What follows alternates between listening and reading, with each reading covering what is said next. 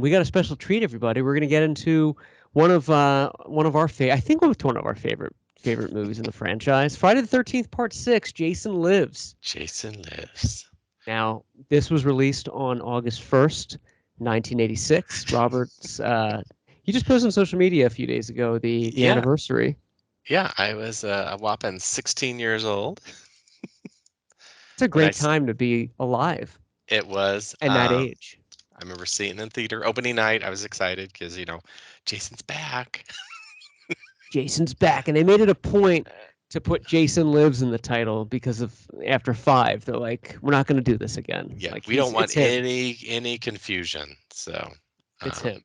but yeah, so yeah, so I remember my experience is like it was by that point the franchise had moved, or this particular one kind of moved it into even more mainstream. So people were there just literally have a good time. So I remember a lot of laughter and so forth about it. And I remember at the time I was a little upset because I'm like, part 5 was like the last dirty gritty one. And I was like, oh, this is kind of slick. It was, they made it slick on purpose. Um, Yeah, it was glossed up. yeah, and it was practically, I'd say PG-13, based on the lack of blood and guts. There's a little bit of gore into it, and people are still, "Ugh," and I'm like, come on, this is Come on. this is nothing. But yeah, but yeah, I was excited to see Jason back, and so this became he was what do you call it, zombie Jason now. So kind of less than human. It kind of now it's kind of the new supernatural version. So and this is Yeah, the kind first of was the time. next entry Yeah. in his When do metamorphosis. when do you remember seeing it? I saw it. I didn't see it theatrically because I was 4 Of or course. 5. So obviously I did see it opening night at that Yeah, age. they just do like, come on.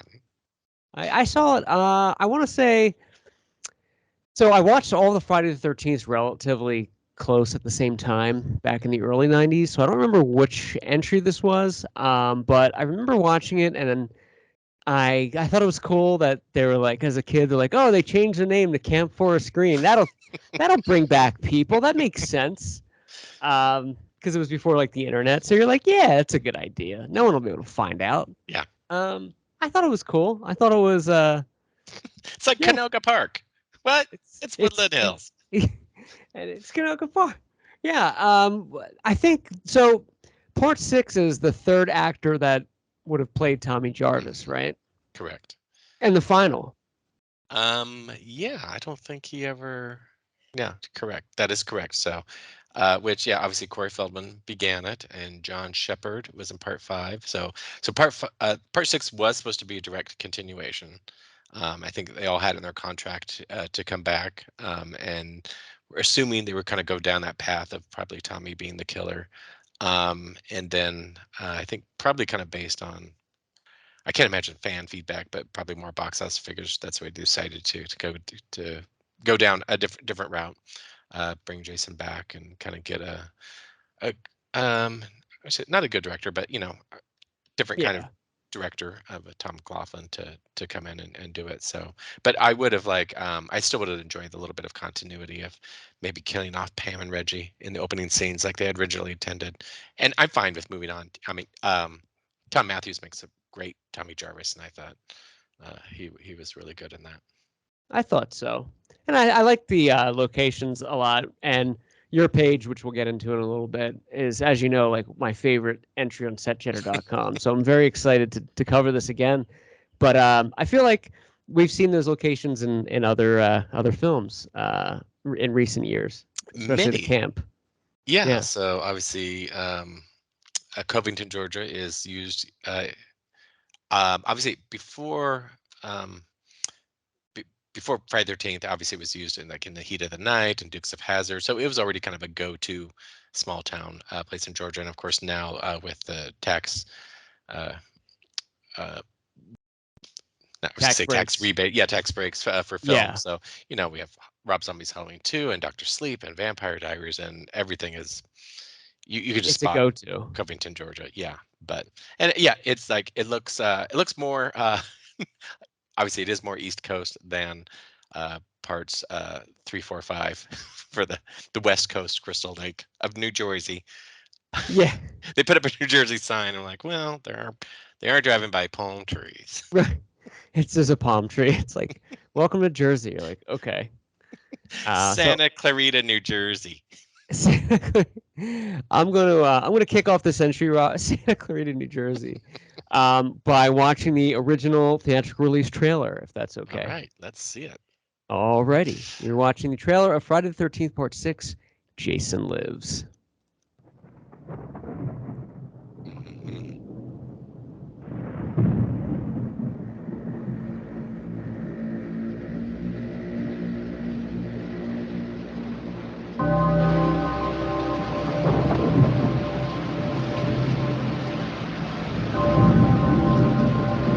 Is that the same bell from Top Gun? It is. Same year.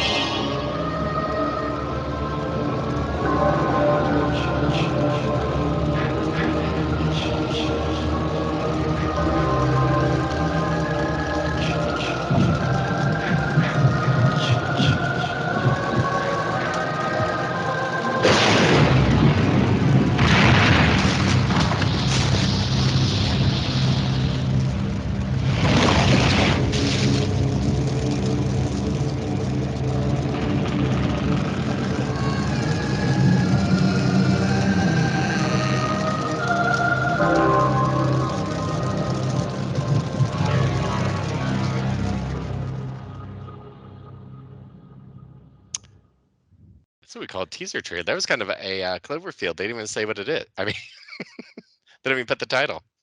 Yeah, and why doesn't Jason have a death date on there? I don't know. Question though, what am I looking at right here? Do you see where my pointer is? Yes. So what is in the casket? Is that? I think it's empty. So I think Okay. it's an empty casket, is if I remember. So I forgot there was a teaser trailer that they shot specifically for the film. And this was just this was before the actual trailer? Yeah, well, yeah, I don't remember. And so obviously I try to remember the actual trailer. I remember more of the TV spots because I'd be up all night, watching different things, looking for the a TV spot. So they might have another trailer if you want to Okay. try, like that one that you were just on with the trees. That might be a TV spot, but This guy right here. um, go down a little bit. Go up. Sorry. You can edit all this out. Go up, up. I see trailer HD. I think this is the same one. Yeah, above the poster.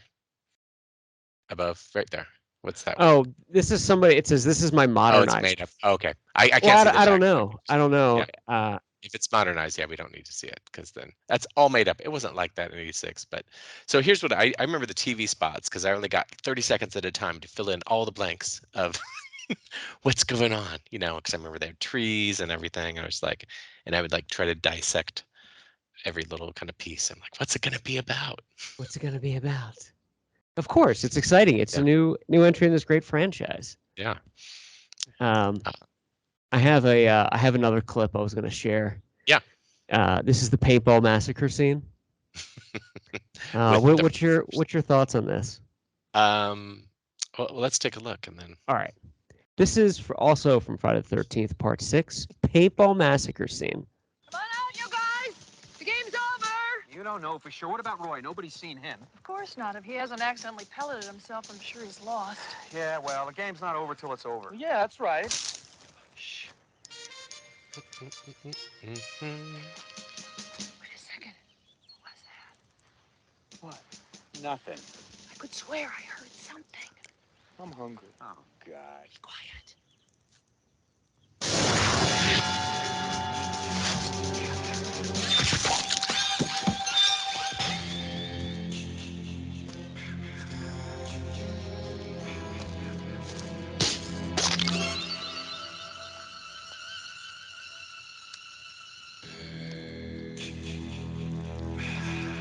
Oh, my God.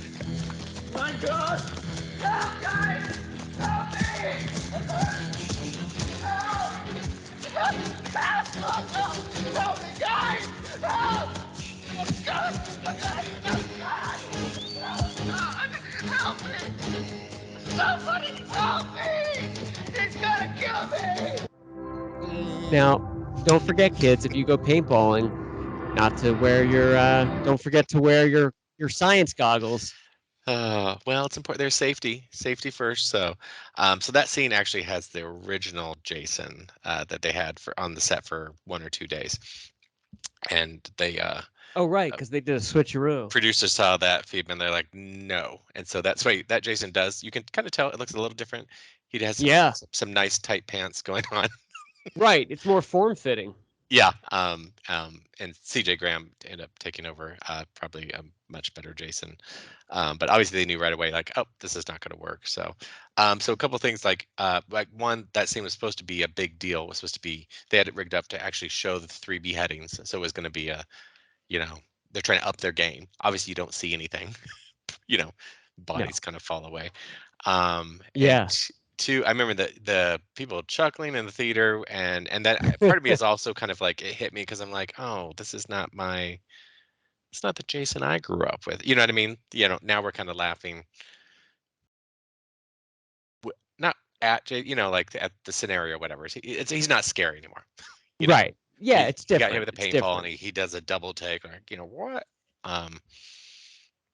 So yeah, so It's that was fun. like, It's fun. yeah, It's a lot it's different than fun. what you're And then I used was like, to. yeah, so I'm like, oh, okay, we've moved on from. Right. Yeah, there's a little good comic relief in there, and I like the Yeah. scene that it's in broad daylight. Yeah. Which switches it up a little bit. This next scene is the title of it is "There's a Problem, Officer." Do you know the scene, Robert? I don't know, but I have to. I'm not. The clue isn't helping me. Is it Well, his daughter? All right. Well, should I just see? you're in luck. We're gonna play it right now.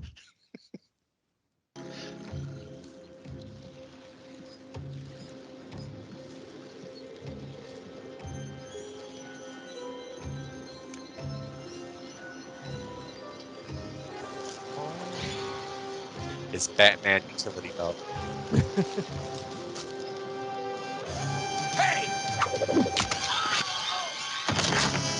Right in the canoe.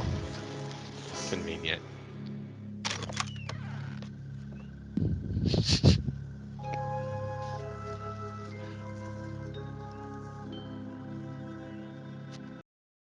So, one, I always appreciate Harry Manfredi's original music score.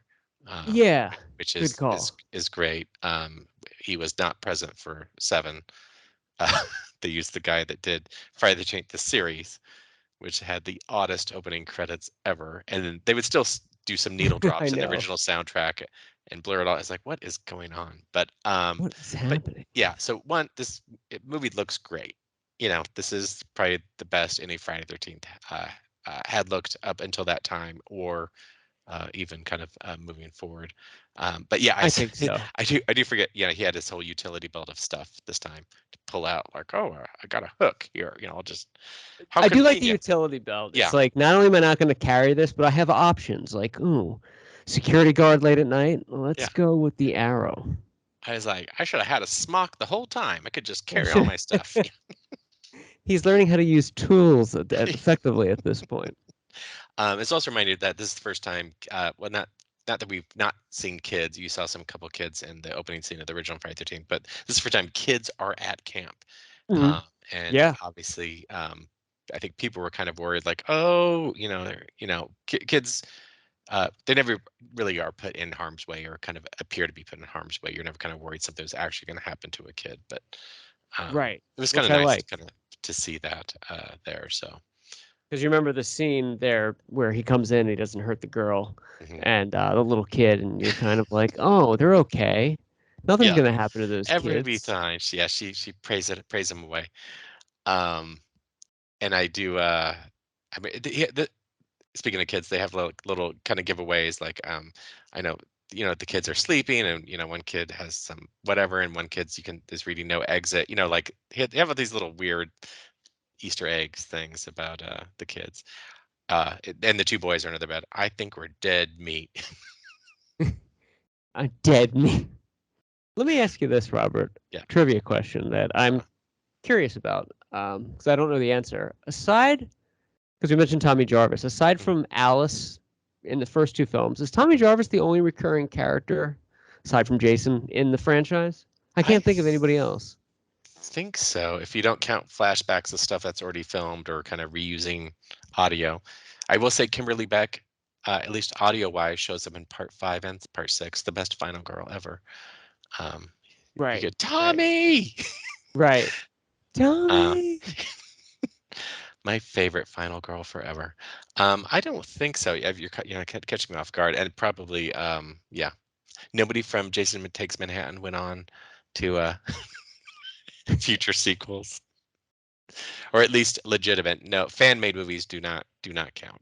They do not count. Yes. Before we get into the website, your locations, I'm going to share one more clip from the movie. This is the burning boat battle scene, Robert. Mm. This takes you back to 16-year-old Robert, doesn't it? Okay. I probably wasn't even shaving yet.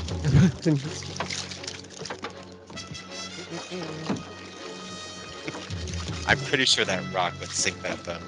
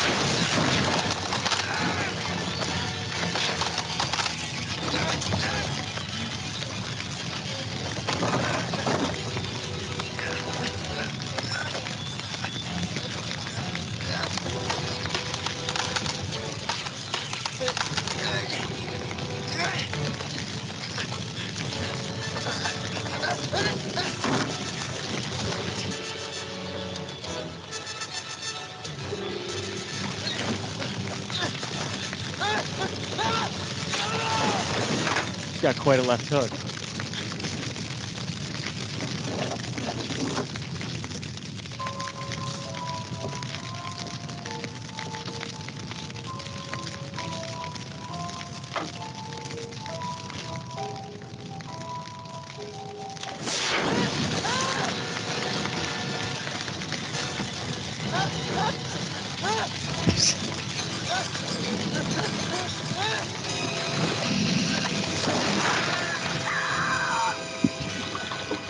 Do something. Oh.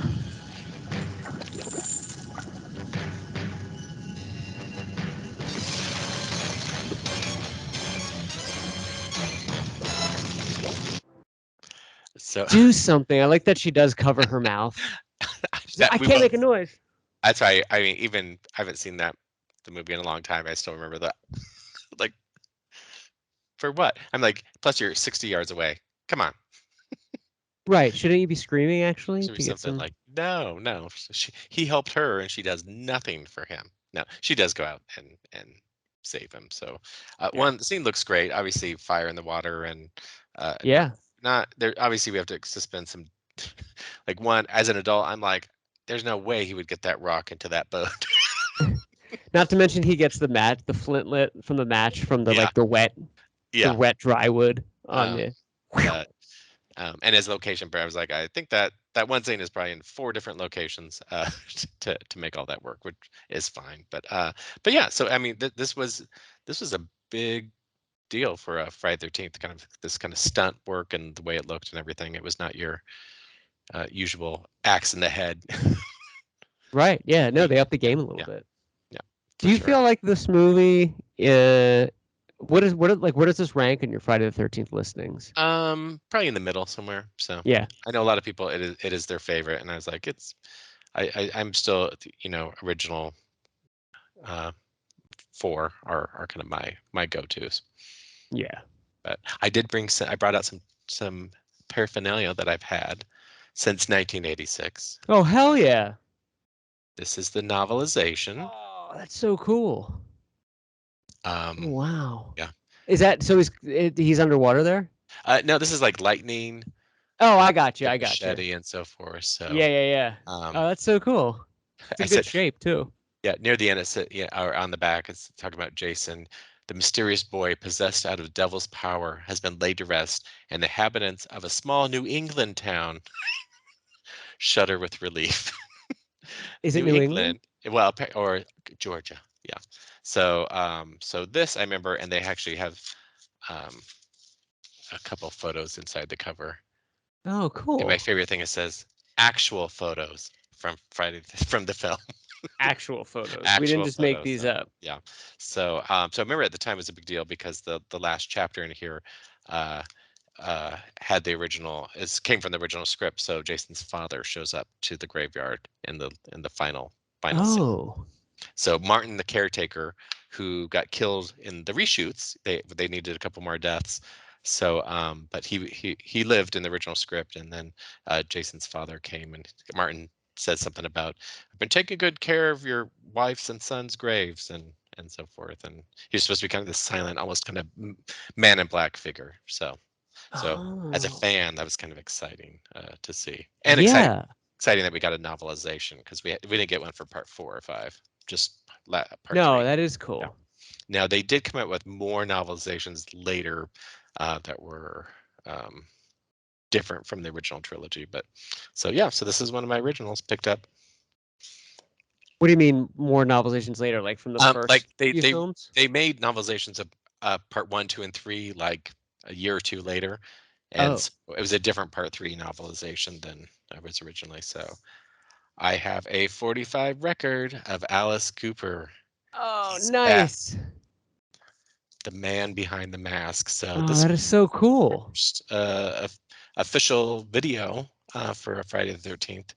What is what's on the record? The actual record itself. Does it have any artwork, or is it just standard? No, it's just a standard. Yeah. MCA rainbow. So yeah, so this was Classic. I think this is what probably begat, the following year we had Dream Warriors for Nightmare on Elm Street. So this is where they were intentionally putting songs, but this one was made for Friday the 13th. So, and it had a fun music video, at the time of Alice. And Cooper. you had that when they originally came out, obviously. Oh yeah. So I had to buy the 45. He's back. It was it's like, woo, everything's legitimate now. So yeah, of course. And then we have the Friday Part 6 press kit. Oh yeah. Oh, that is so awesome. So we got a bunch of photos and production handbook in here with all the Paramount. Is that photo Thom Mathews? I can't see. It is. It is. Yeah, these probably have not been taken out of their case since 1986. So they usually have a little who's in the picture thing, and then they have an actual picture for David Kagen and Thom Mathews. Yep, like who's in this picture? Got Jason getting some gasoline splashed on him. Oh, that is so cool. Ron Polito.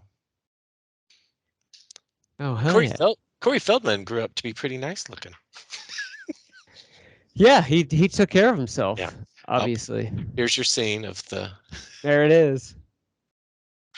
Let me see what else we got. Oh, that is so cool. Behind the scenes photo, and then Sheriff getting kind of crunched in half. So. Oh yeah. Yeah. So. Yeah. Yeah. So cool. I literally don't think these have been out of the plastic since 1986. Jennifer Cooke, who played Megan in there. Yes. Was she in any other horror films that are like noteworthy? She was in V, the series. Right. Okay. So she, if you remember V, the final battle, there was a little blonde girl. Vaguely, but yes. She did a quick grow up, like they do, like, oh, she's an alien, so she grew up 3 times as fast. 3 times as fast. And so I think that was the job that got her this job in Friday the 13th. Okay. So she did a good job, but I really don't know if I count her as the final girl, because Tommy's the final girl in this one. So. Right. Yeah. Now I do like that you have the press kit though. That is really cool and interesting. Yeah. Well, that's all we had at the time. That's all the. I wish all we the, still all had the stuff things like you could that buy. Yet. Yeah. When you watched this originally, were you what was your takeaway from it? Like as a lad? Even as 16, I thought this was a little too slick for me. Yeah. You know. It does definitely look. You have yeah. that look, and you can tell it's glossed up. And you look at 5, which is more gritty, and yeah, it's very, very like glossed over. I was starting my movie snobness, at that time, I think, as well, because so that was the same year, Top Gun came out. You talked about the gong, Yeah. because it does the same thing as their, Oh, it's the same the gong. You can hear it. aircraft carrier, yeah. And I remember I refused to see Top Gun. Like I was like, oh, that's too mainstream for me. Yeah. As that snooty 16-year-old that was into films. Oh yeah. But yeah, I mean, of course, I loved my horror movies, and still, I mean, it was an exciting summer. I mean, you had this and The Fly and the Psycho 2, Psycho 3.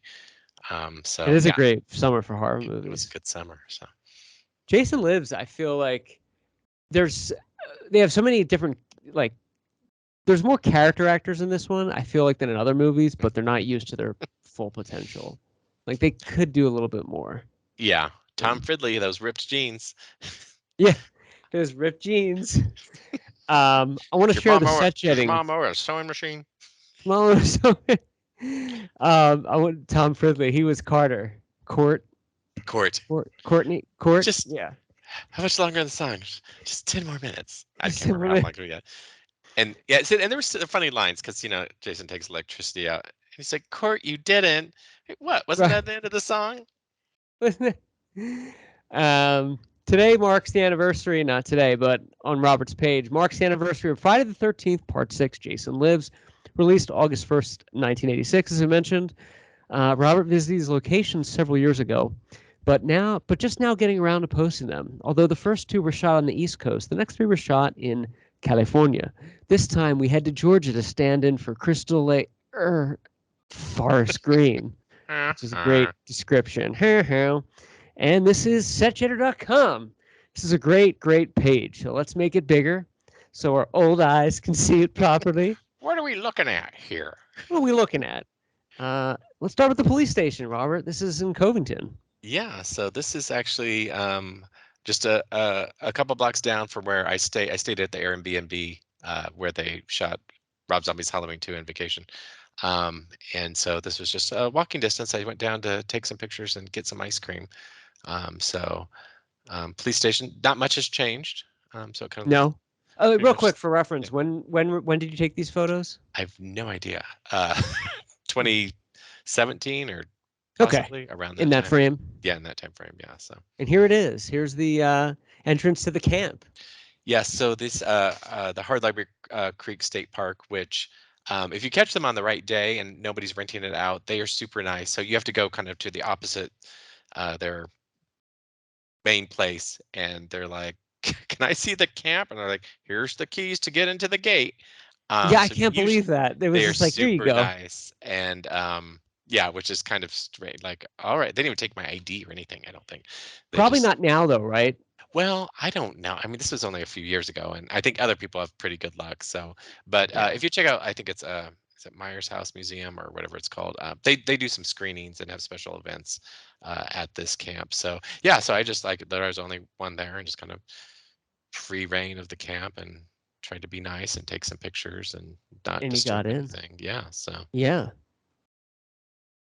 This is a road. This is in the truck. This is right outside the camp. Yep. So this is kind of he actually is driving. He was supposed to be driving to the cemetery, but he's actually kind of driving into the camp. So if you turn right instead of left, that's where the headquarters are. So. Okay. Cool. Yep. So cemetery is kind of a mix of places. So they actually do cross the railroad, and then they did build up a fake entrance because there's no entrance there. Which you can see right here. Yes.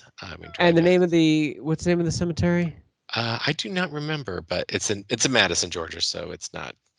Eternal Peace. Eternal Peace. It is what it says in the movie. Oh, I mean. Okay, gotcha. Yeah. So yeah, so it's big enough. I was kind of running around trying to find the exact spots that they kind of do a run around. Now where Jason is actually the grave used in the movie is not in the cemetery at all. It's kind of right outside a farm. I didn't go there. There's not too much to see. Not too much to see. They did did not dig up a empty spot in an actual graveyard. So. No, they had a little class. Kudos too to the police uniforms. They did do a consistent job. Phew. That's the important so part. you can rest assured it's fine. Mathews, It's okay. yeah. This is the approximately spot for the shot. You can no longer see the water tower in the background. You can see here that I'm assume is still there. It's just you can't see it anymore. Yeah. So this was, I think, I had, and maybe it was 2016 because I went down to Atlanta to do Stranger Things locations, and I think like 2 weeks after Stranger Things came out. So this would be 2016. So, Okay. But I did the same thing where I took the water tower. I found the water tower and then went backwards to find the exit. But Good sleuthing. yeah. Now next, I know is your favorite location. This is. I don't know how many times I am going to do this, but this won't be the last. This is my favorite shot on all of Robert's visiting set jetting locations ever. And you're looking at it, you're like, okay, it's like, a rundown general store. Why is it your favorite? It's because when I first started like getting into setjetter.com, I looked at the map of where these were. Because Robert posted the locations, and it's like out in the middle of nowhere, and he found this page, and he took the time to go there and shoot it. And it just, one, it shows you how great Robert is and dedicated, but two, it's cool movie magic. It's just a rundown like general store. It's nothing great, but it like serves the part. They do the extra mile to name it Karloff's, obviously not a Boris Karloff, and it's just cool. It's just so cool that you got it, and I don't have the map handy. I mean, I can show it later, but it is like just out there, and you found it. Yeah, I don't know if I found this one or I just went to it. To be Well, honest, you went to it. I went to it at the very least, but we could So go to the cool. map at the very end. But Okay. But yeah, so so I know you appreciate that one. And it's abandoned now, I'd imagine. It looks.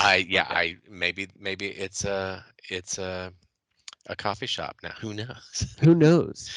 Back to the police department. Yep. So, and this is where you kind of get a good shot of downtown Covington, which used in many films. So obviously in Dr. Sleep, they were right in the park by that the kind of city building that you see behind. Oh, was that where that was? Yep. So that's where the cool. little train thing was built up, and then Laurie Strode in Halloween 2 kind of walks through that park to when That Sheriff is so Brackett cool. bumps into her. I'm trying to Yeah, remember what yeah. it's a big Vampire Diaries thing, but yeah, there's just a lot that they shoot in They take in that town. advantage. Yeah, so Here's the famous dock, which miraculously still looks the same. it looks about the same. I'm sure it's aside from the lights. a couple of times. So a couple of the trees are gone, which happens, I suppose. But yeah, so it was kind of fun, to walk out on the dock, and I could do my Megan run across the dock in her boots. She does a nice dive into the water. She does do a nice dive. Yeah. If you look in the foreground here, or the background, I mean, the cabin here, is that what this is in the movie shot? That like silhouette in the back, or is that? I don't know. I don't see a silhouette, but maybe. Okay. But this. But yeah, the cabins look essentially the same. They look pretty much the same. Yeah. Now, this camp today, is it a functioning camp, or is it like, what is it used for? You can rent. I know because families rent it out, and so forth. It's a state park, so it's. So it can be it's rented public out. and you can rent it out. Yeah, absolutely. So, and that's why they do have some special events there for. Oh, I should have got married there. Yeah, it would have been a nice place. It's cool. Got married in fire on the lake. When, and set the lake on fire. Would you pay money to stay here? Like, do you care as much? I don't care as much to say, here, or I don't know if I'd stay in a camp. It might be fun to be there at night. I don't know if I want to be there at night with 40 other fans either, but Right, that's what I'm thinking. But I feel like at night you could have fun. Yeah. Oh, if I could do it, I'd just rent out the camp personally. So. Oh yeah. No people. Really cool shots. Or I'd invite you at least, yeah. So. CJ Graham as Jason Voorhees. Where did you meet? Where did you meet CJ? I don't know. And now that we're going through, I've met a lot more people since I put this page together. So that was at I think Texas Frightmare. So okay. Darcy DeMoss and Thom Mathews, looking good, aging well. Very much. Tony Goldwyn, who actually became a more mainstream actor. So I met him at one of the Broadway shows. Oh, nice. Nancy McLoughlin is in the movie. She plays Lisbeth. She's the one. She's in the scene with Tony Goldwyn, where they get. I've seen enough scary movies that Right. So that was his wife. I think at the time. I don't think they're no longer married. Yeah. And Tom McLoughlin. So that was this last picture was of him at H4O, the Halloween 40 convention. Oh, okay, cool. That's But cool. if you go to Hollywood Forever Cemetery, he had just already bought his spot there. So, and it's not hard to find Oh. because his is the only one in red. Oh, really? Yeah, Oh, that's everyone else has cool. black, so you can't miss it. So he wrote and directed One Dark Night, and so he said he would write. I think he wrote part 6 in the Hollywood Forever Cemetery for inspiration. Yeah. What is the quote from Peter Pan? To die, still be on rightfully big adventure. I think so. It's a little hard to read. To die will be an awfully big adventure. Ah, that's cool. I mean, it's morbid, but it's But- cool.